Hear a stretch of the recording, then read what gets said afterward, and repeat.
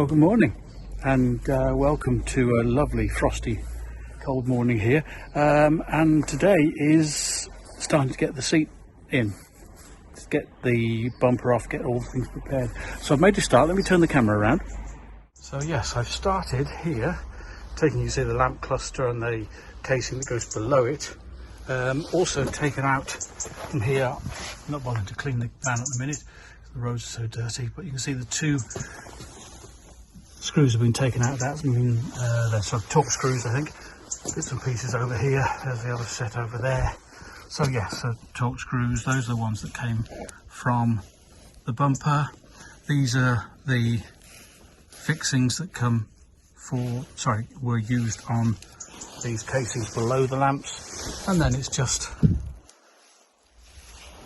crosshead screws to hold the lamp cluster in, and they screw in here, and the lamp cluster actually just pulls out sideways and then is disconnected from there. So that's fairly straightforward.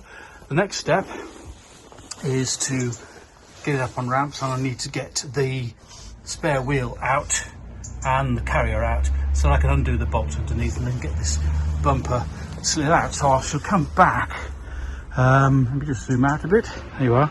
I should come back once that's done. Okay, see you in a bit. It's warmed up now, thankfully. Frost has gone. Got my jacket off, my hat off, so it's a little bit more comfortable to work. Anyway, be that as it may, taking the bumper off, which I'll need to get it up on ramps in order to comfortably get underneath and access everything. I didn't really want to crawl about on a tight space under the floor. So I suddenly thought, well, if I want to get up on ramps in order to access the bottom so that I can then drill through, put the seat in place, etc., I don't really want to take it off the ramps to put it back on the ramps, because I'm going to need to take it off the ramps to get the seat in. So let me turn the camera around.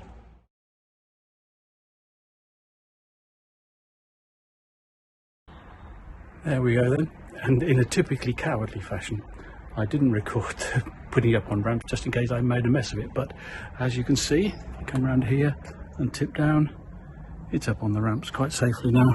Come around this side as well, you can see here, hope I'm pointing it in the right direction, I think I am, it's up on ramps, and I can get out here. I'm going to turn the camera around, and there we are. Now I can get underneath comfortably and get this spare wheel and its carrier off and get the plastic under tray off, ready to start drilling holes for the bed.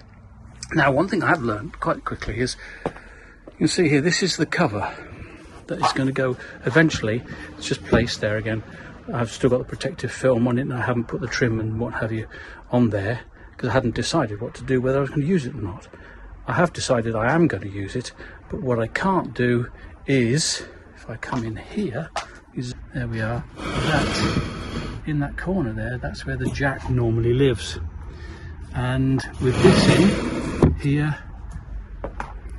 it doesn't go far enough across to fit because the jack is stopping it, and also I can't get my arm in there to release the jack and get it out. So I'm going to have to find a new home, a new storage place for the jack. So at the moment I'm going to take that out because I'm going to need it to take off this spare wheel bracket here.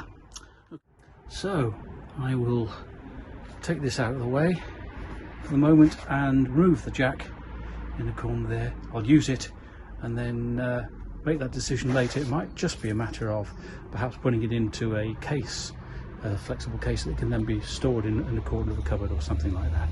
We'll see, but it can't live there, obviously. Right, I shall be back once I've got this,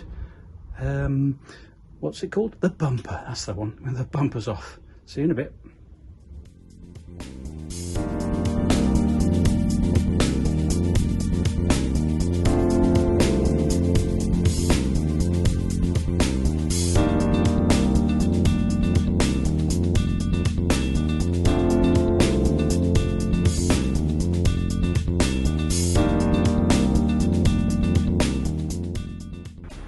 Hello, I just thought I'd pause there for a moment and show you how we take this bumper out. Cheers. If cheers is the right word for a cup of tea. let's put that over there. So far, you've seen I've taken out the 2 torque screws from the front of the bumper, just in the rear of the wheel arch there. I've since taken off 3 bolts. You can see where they're attached here. One there, and one there. And now there's lots of captive catches there, and here, and all the way along, in fact, there, and hopefully there'll be some in here that I can release as well, same as around the other side there. Okay, so let's put that back.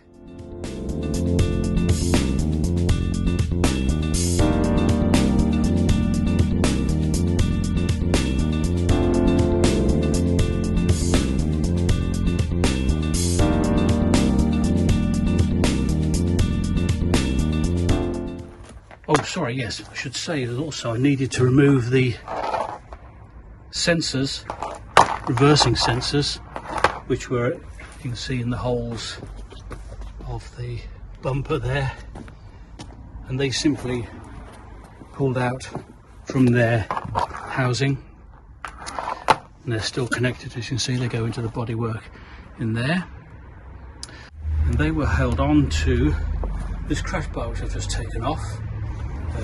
These clips here, let me show you, these clips here held them in place like that, and the actual sensors went through the gaps in here in the crash bar. So now I have access to all the bits I need at the back in order to fit this chassis plate here. This is the chassis plate, which will be underneath here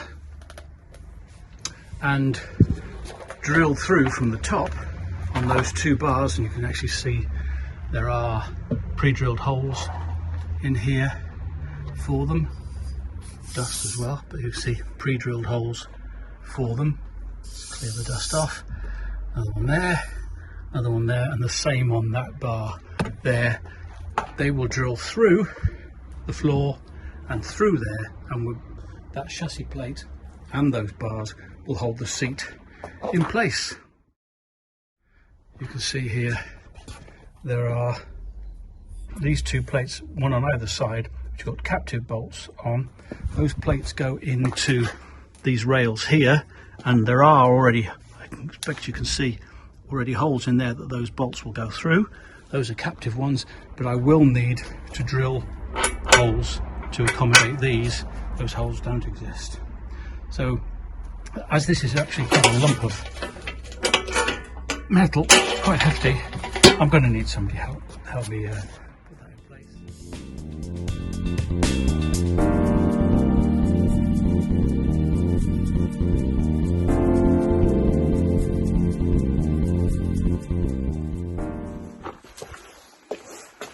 Well, good morning, and the next day, and it's in. It's all fitted. Let me see if I can get the right angle. I might spin the camera around, but it's in. I haven't put the upholstery on yet, as you can see, and I'll deal with that later. But one issue I do have to deal with, because that's just fitting bits. The seat's working perfectly. I've driven down the road, it doesn't rattle. I've put in, as you can see here, a support there for, that's where the battery is going to sit inside the cabinet. Put a surround there, and the battery stays nicely in place. Been up and down, bounced off a curb accidentally, in order to give a good jolt to the van. Seat doesn't rattle at all, nice and firm, and the battery stays put. So that's 2 good things. What I do need to do, and I'm going to swing the video round now, what I do need to do is sort out the bracket. If I can zoom in a bit there, that's it. Sort out the bracket here for the spare wheel.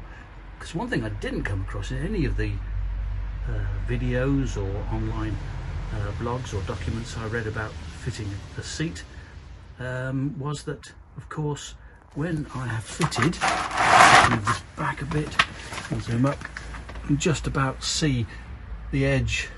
Is that in focus? I don't know. Let's have a look. Let's try that again. See if I can focus on that. I'll pull out a bit. There, you can see the new bolts there under the plastic belly pan, which has gone back on the bolts on that side. So underneath that plastic belly pan and that, you can see that panel goes underneath here. Of course, it's added a few centimetres of depth, not much, but now it does mean that the spare wheel, which is over there, no longer fits. It's about, by the time this cradle comes back up, fits to the bolt, it's about a centimetre short. So I'm hoping that I can, by dropping and using the top hole in that bracket you can see there, move that and hopefully allow space for the spare wheel to fit. So that's my current job. I've also got just a couple of things. One of the sensors has fallen out, you can see, from the bumper there. The other ones are in place. I'll put the bumper back in, but it's that one. I've just got to push that back into place. But that's the primary job today. Did it work? Yes, it did. Dropping that back bracket down onto the lower setting there, it's given enough space, and now it fits perfectly. No worries at all. Excellent stuff. So when you're fitting your seat, do think about that, because it's a pain when you've finished a long day's work and you can't get the spare wheel fitted in. It's just one thing you don't need, but if you know that's all you've got to do, you might as well do it whilst you're under the van. Excellent stuff. On to the next thing. Let's get this sensor in place.